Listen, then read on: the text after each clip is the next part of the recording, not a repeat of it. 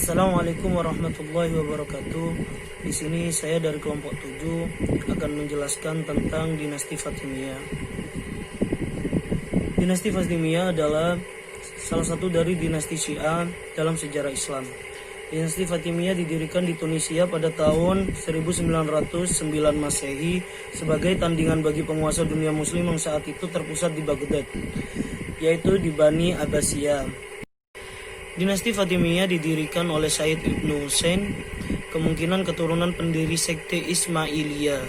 Berakhirnya kekuasaan Daulah Abbasiyah di abad ke-9 ditandai dengan munculnya disintegrasi wilayah dan membentuk daulah-daulah kecil yang berdiri sendiri atau otonom di bagian timur Baghdad. Muncul dinasti Tohiriyah, Sa'ariyah, Samaniyah, Bonasiyah, Buwaihiyah, dan Bani Saljuk. Sementara ini di bagian barat muncul dinasti Idrisiyah, Aghlabiyah, Tuluniyah, Fatimiyah, Ikhsidiyah, dan Hamdaniyah. Dan Mesir merupakan negara satu-satunya yang paling lama merasakan kekuasaan Fatimiyah. Maka dari itu perlu pembahasan lebih lanjut. Kita akan membahas perkembangan politik dan pemerintahan di dinasti Fatimiyah. Periode Fatimiyah menandai munculnya zaman baru dalam sejarah bangsa ini. Yang pertama kalinya sejak periode Fir'aun menjadi penguasa penuh dengan kekuatan yang besar dan didasarkan atas keagamaan. Sedangkan dua dinasti sebelumnya yang berkuasa di negeri itu tidak memiliki dasar kebangsaan maupun keagamaan. Kebangkitan dan kemajuan mereka dicapai berkat kemampuan militer para pemimpin pasukan mereka dan posisi kekhalifahan Abbasiyah yang melemah. Pada masa pemerintahan Fatimiyah, kepemimpinannya yang dibentuk pemerintahannya dipimpin oleh seorang imam atau khalifah. Para imam bagi Fatimiyah sebuah kewajiban karena penerapan kekuasaan yang turun-menurun dari Nabi Muhammad sampai dengan Ali bin Abi Thalib, yang kemudian dilanjutkan oleh para imam. Imamat tersebut diwariskan dari seorang bapak kepada anak laki-laki yang paling tua dari keturunan mereka. Yang menjadi syarat penting untuk menjadi imam adalah nas atau wasiat khusus dari imam sebelumnya, yang dikemukakan pada umum di hadapan umat Islam atau hanya orang-orang tertentu. Para imam pada masa dinasti Fatimiyah, mereka dijadikan sebagai tempat rujukan utama dalam syariat dan orang yang paling berilmu. Dari segi politik juga, dinasti Fatimiyah membentuk wazir-wazir, yaitu wazir tanfiz dan wazir tafwid. Pada masa dinasti Fatimiyah, terutama pada kekuasaan Abu Mansur Nizar al-Aziz, kehidupan selalu diliputi dengan kedamaian. Al-Aziz adalah khalifah Fatimiyah yang kelima sejak berdirinya dinasti ini di Tunisia, dan khalifah pertama yang memulai pemerintahan di Mesir. Kepemimpinan Al-Aziz yang ditandai dengan munculnya era baru di Mesir yang untuk pertama kalinya sepanjang sejarah menjadi penguasa absolut dengan kekuatan besar dan penuh yang didasarkan atas prinsip keagamaan. Fatimiyah berhasil mendapatkan tempat tertinggi sebagai negara Islam terbesar di kawasan Mediterania Timur. Kita masuk dalam pembahasan prestasi dalam bidang sains dan kedokteran dari dinasti Fatimiyah. Perkembangan dan prestasi dalam dinasti Fatimiyah pada awalnya diterangi kecemerlangan Ali bin Yunus, seorang astronot paling hebat di Mesir dan sangat diagung-agungkan, yang tabel astronominya memakai nama khalifahnya, memperbaiki tabel yang dikenal pada masa itu dengan menggunakan pengamatan asli, dilengkapi bulatan al-milar dan lingkaran azimut. Dan juga ada Abu Ali al-Hasan dan Ibnu al-Hitsam yang merupakan peletak dasar ilmu fisika dan optik. Ibnu Hitsam lahir di Basra sekitar tahun 965 Masehi. Ia mencoba mengatur aliran sungai Nil, namun percobaan tersebut gagal dan membuat saat itu khalifah marah. Pada akhirnya, ia menyembunyikan diri. Selama persembunyiannya, ia menulis tak kurang dari 100 karya. yang meliputi bidang matematika, astronomi, filsafat, dan kedokteran. Dan karya terbesarnya adalah Kitab Al-Manazir mengenai ilmu optik. Terima kasih. Ini penyampaian dari saya atau presentasi dari saya. Selanjutnya akan dijelaskan oleh Mbak Okta. Assalamualaikum warahmatullahi wabarakatuh. Saya Oktavia Anggun Devitasari akan menjelaskan tentang poin yang ketiga, yaitu tentang doktrin agama dan serta pengaruhnya. Nah, ke dalam dinasti Fatimiyah ini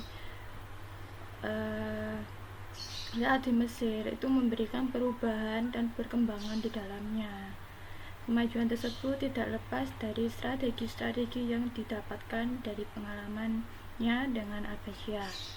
Hal tersebut menunjukkan bahwa dinasti Fatimiyah mampu untuk memilih dan memilah sesuatu yang memungkinkan dapat menguntungkan baginya.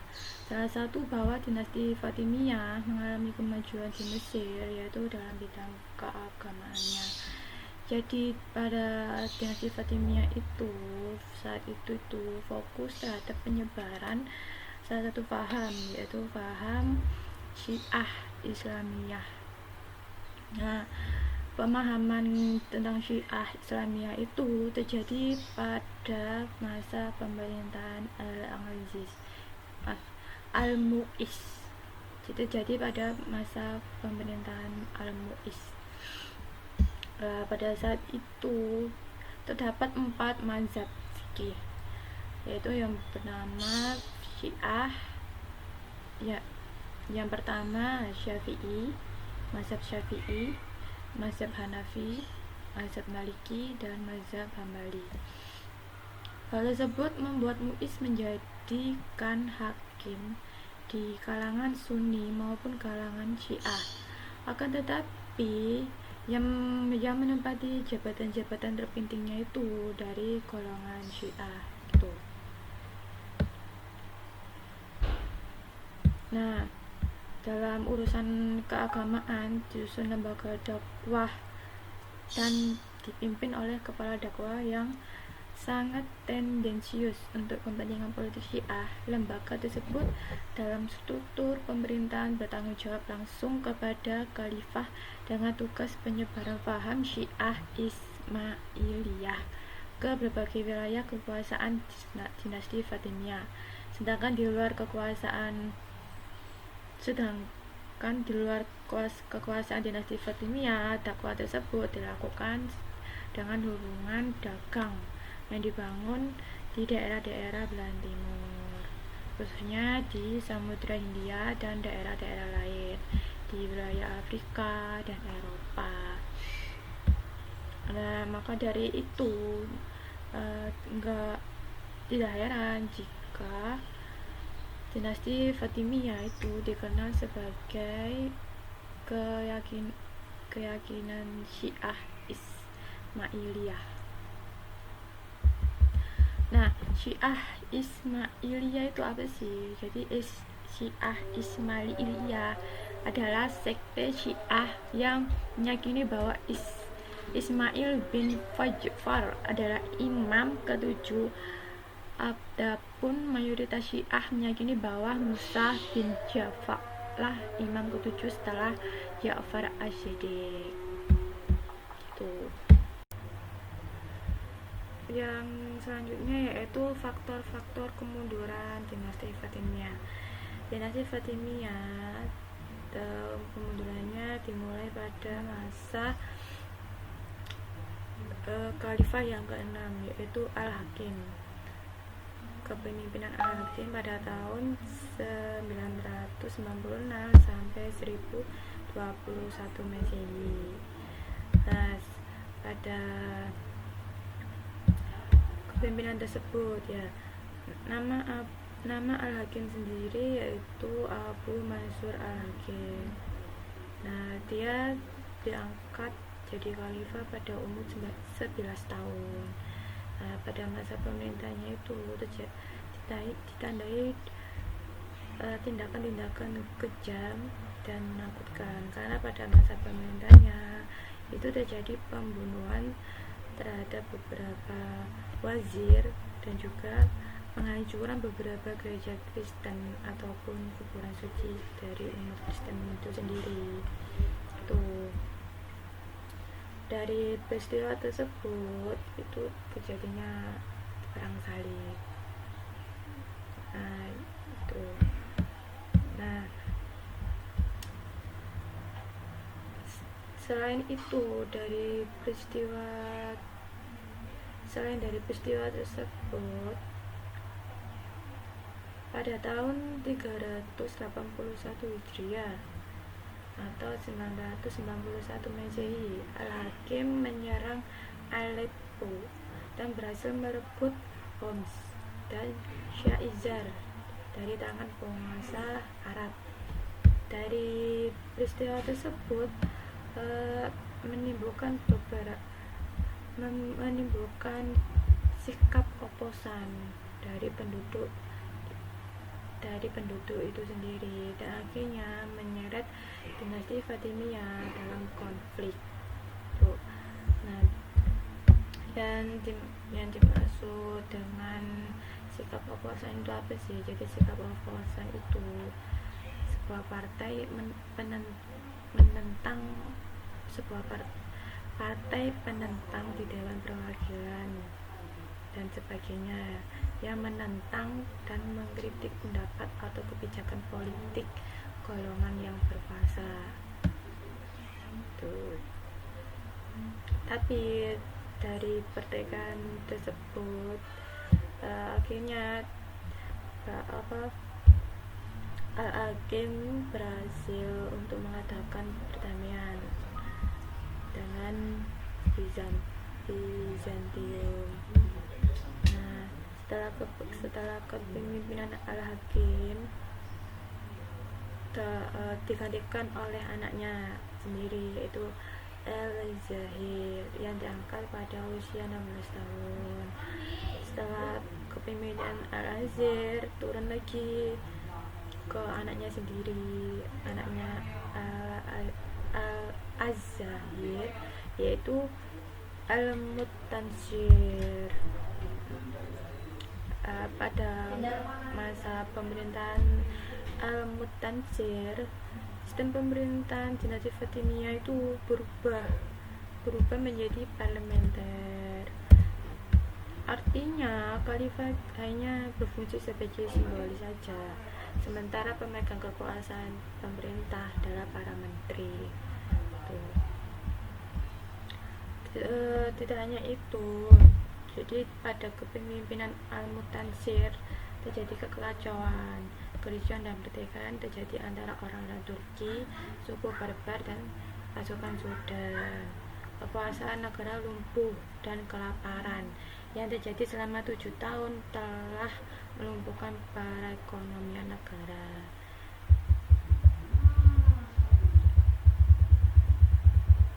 Nah, di tahun-tahun terakhir dari kekuasaan dinasti Fatimiyah ditandai dengan munculnya perseteruan yang terus-menerus antara para wazir yang didukung oleh kelompok tentara dinasti Fatimiyah di Mesir.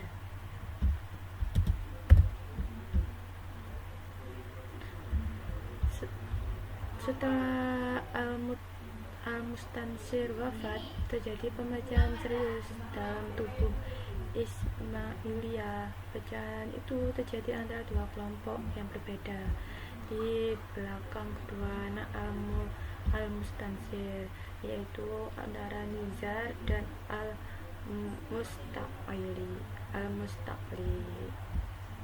Jadi dari kelompok tersebut, pendukung Nizar itu lebih aktif dan ekstrim dan menjadi gerakan pembunuh. Nah, sedangkan dari pendukungnya Al-Mustaqli itu lebih modern. Nah, dari persekutuan tersebut akhirnya yang terpilih itu adalah Al-Mustaqli. Nah, jadi setelah kepemimpinan Al-Mustansir diganti oleh anaknya yaitu Al-Musta'li.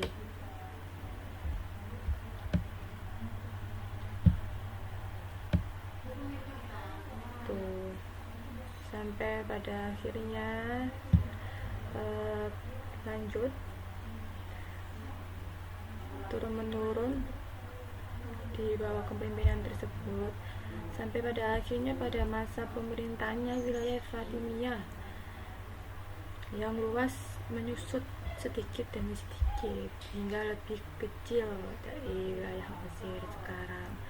Pada masa itu kekacauan itu terjadi di mana-mana, kericuan dan pertikaian terjadi antara orang Turki pada Sudan. Kekuasaan negara lumpuh, kelaparan yang terjadi selama 7 tahun pun melumpuhkan perekonomian negara. Jadi itu faktor-faktor utamanya terbesar dari kemudian dinasti Fatimiyah dimulai pada sejak kepemimpinan Al-Hakim, yaitu dari terjadinya pengajuan gereja secara besar-besaran dan juga makamnya makam suci umat Kristen juga dihancurkan, dan juga adanya pembunuhan dari wazirnya. Dan setelah turun menurun terjadi peperangan, pertikaian antara orang Turki dan Barbara Sudan, kekuasaan negara lumpuh, akhirnya kelaparan. Itu yang menjadi faktor pemicu, faktor kemunduran dinasti Fatimiyah. Mungkin itu saja yang bisa saya sampaikan dan saya jelaskan. Kurang lebihnya jika ada salah kata atau perbuatan yang kurang enak dilihat, mohon maaf sebesar-besarnya. Wassalamualaikum warahmatullahi wabarakatuh.